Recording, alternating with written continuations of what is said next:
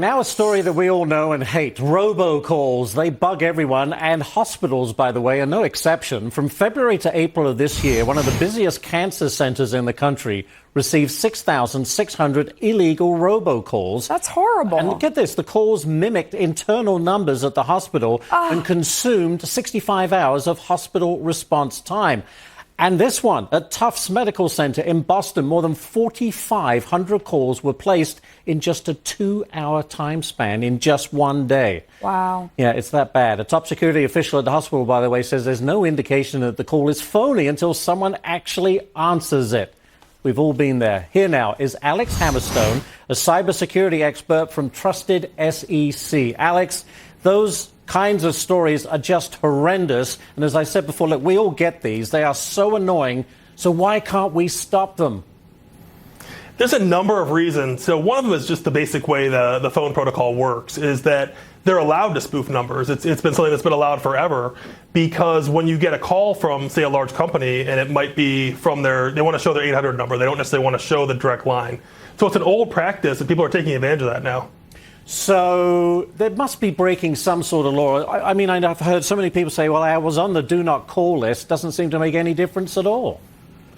Not a bit. And the fact of the matter, though, is if they're calling to scam you anyway, they're not going to obey other laws and the things that might stop them from doing that.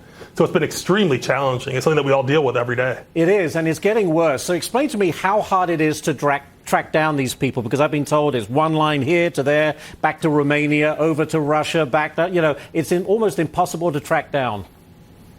It is, and a number of these are coming from overseas, which makes it much more difficult to litigate or track these people down. A lot of these are fly-by-night operations, so they're coming out of somebody's basement. It's really simple to get into the robocalling industry. You really just need a server and some software and a list of numbers, and it's off to the races. But is it really effective? Because everyone either ignores them and let it go to their answering machine or whatever. It's not answering machine. Do we still have them? No. But you know what I mean. You just ignore them. Or someone just picks up the phone and immediately hangs up. I mean, why are they still in business? So it's an issue of scale. If you're making millions, and really there are billions of these calls going on, so you can have a really low percentage of success and still make a lot of money doing it with these scams, because the barriers to entry are so low. And with the quantities, they don't have to get very many people. Well, you're a cybersecurity expert, Alex. What do you do to cut down on robocalls? So that's a challenge. In my business, I have to answer my phone. So, really what I do is I just add them to a blocked list and kind of move on with my life. But it's as soon as you block them, Alex, they'll come up with another number and go on and on and on.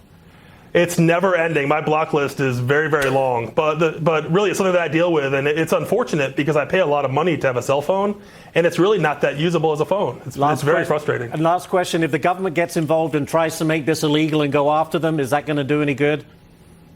I think a lot of it's going to have to happen on the carrier end. So they're going to be able to block and verify some of these numbers. There's some technology in the works that they've talked about that should be effective. But it's a matter of time and just getting it implemented and requiring it. Yeah, but when it starts affecting hospitals and those services that need to pick up the phone, it's just dreadful. Alex, thank you so much. We appreciate your time. Thank you. Thank you.